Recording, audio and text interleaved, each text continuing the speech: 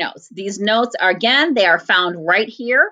2.2, number 2, notes mitosis. We are going to finish up the second half of those today, ladies and gentlemen. All right, so we have just finished identifying some phases of mitosis, and we are picking up at cytokinesis. So for those of you working on your notes, this is going to be starting off on the bottom of the second page. So at the end of mitosis, we have 2 nuclei that have been formed, and each nucleus has an identical set of chromosomes. This makes sense because the whole purpose of the cell cycle is to create new cells. So the last stage of our cell cycle is cytokinesis. Cytokinesis is the division of the cytoplasm.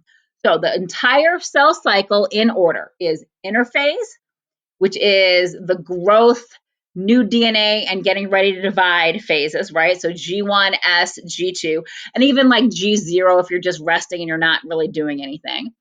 Then we have mitosis. Mitosis is the process by which we divide the nucleus. And now we have the last stage of the cell cycle, which is cytokinesis, which is now the division of the cytoplasm. So cytokinesis, by the way, happens about the same time as telophase. It just takes a little bit longer to finish, which is why we say it's the last step. Now, cytokinesis in animal cells is going to look a little bit different. In animal cells, what we end up with is a cleavage furrow.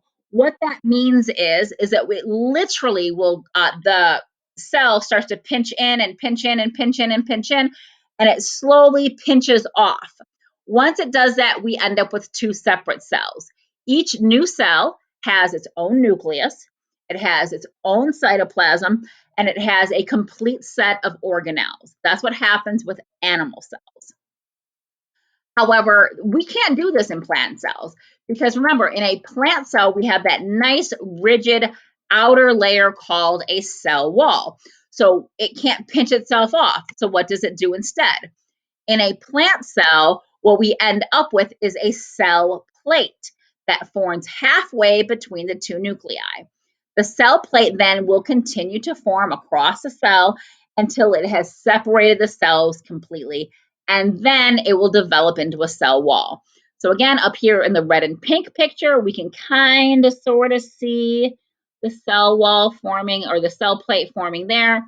Down here in the lighter picture, again, we see this very, very light line going across. That is the cell plate, which is going to be dividing those 2 cells. So again, what is the importance of cell division? What is the importance of mitosis? First of all, mitosis takes about a half hour to 2 hours to happen. Again, how long it takes or how short it takes to have it happen depends on the type of cell that we're dealing with. Secondly, remember that in mitosis, what we end up with is we have one parent or one mother cell that divides and creates 2 daughter cells. And those 2 daughter cells are 100% identical to the mother cell. Why is this important? What is the result of this? Well, the result of mitosis is pretty simple. First of all, if I am a unicellular plant or a unicellular animal organism, when I have mitosis, the result is new offspring. Mitosis is asexual reproduction for unicellular animals and plants, okay? Unicellular organisms. If I am a multicellular organism, like I am, like you are, a tree, a cat, a dog, a platypus, an octopus, it doesn't matter, then what mitosis does is it causes growth and it causes repair inside that organism. So, for example, humans, the average American baby born is about 7.5 pounds. Every single one of us weighs way more than 7.5 pounds. We have grown. Every single one of us has had damage to our bodies at one point or another in our lifetimes, whether it was a severe injury like a broken bone or a minor injury like a paper cut. It does not matter. When you have any kind of damage to your body, mitosis is what helps to repair and heal your body. So, important parts of mitosis. Number 1, The important thing is that both the cells are exact duplicates, which means that those cells can carry on the same exact function as the mother cell. This is important because if I'm replacing, let's say, for example, a lung cell, I need that lung cell to exchange oxygen just like a regular lung cell would. If I have created new bone marrow or new bone cells, I need that bone cell to be supportive, like the old bone cell that it is replacing. So, regulation of the cell cycle. What ends up happening is that how quickly or how frequently a cell divides, how frequently a cell goes through the cell cycle, depends on what kind of cell it is. Now, some of our cells divide extremely frequently, all the time, every single day. For example, your skin cells. Your skin cells are constantly replacing themselves. However, liver cells, on the other hand, they can and do divide, but they usually only do so when they need to repair something. Liver cells spend most of the time in what we call G0 or G naught. It's part of interphase, which is sort of a little bit off the cycle. It's sort of like a pause. It sort of hangs out there until it has to go into the cycle.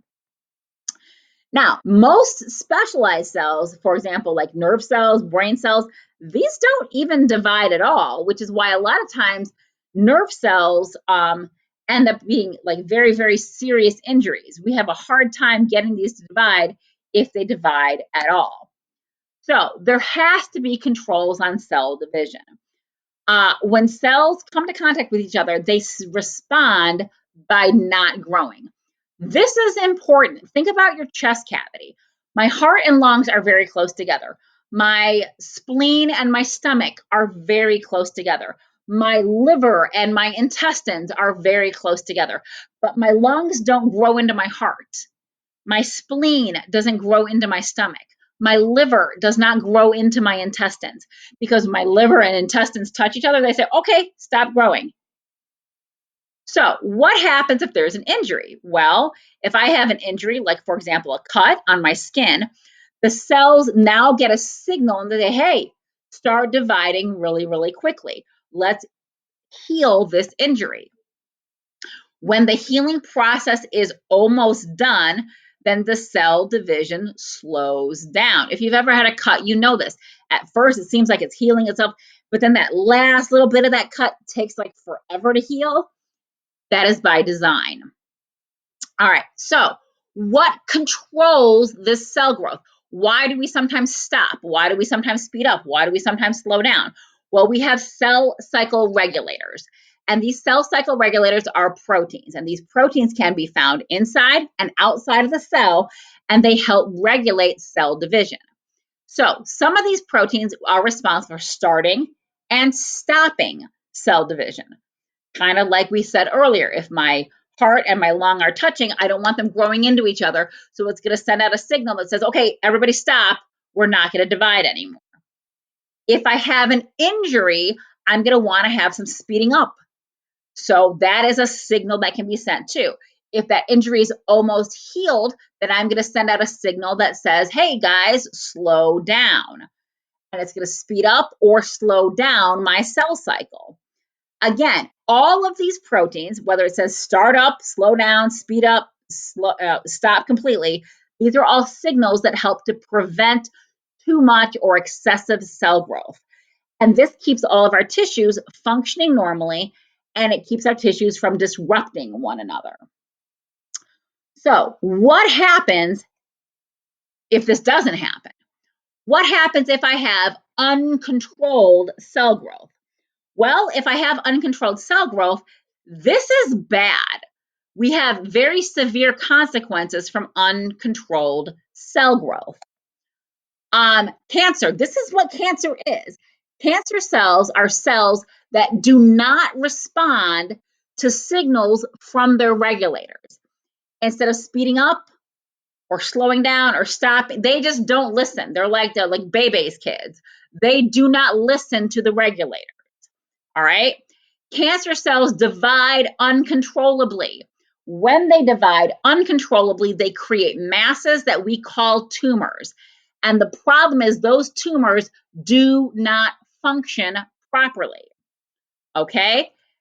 So, a couple of things that tumors do. Number one, let's say, for example, if I had lung cancer and I had a tumor in my lung, that tumor, number one, is going to damage the healthy lung around it. Number two, that tumor is not going to work like a regular lung cell.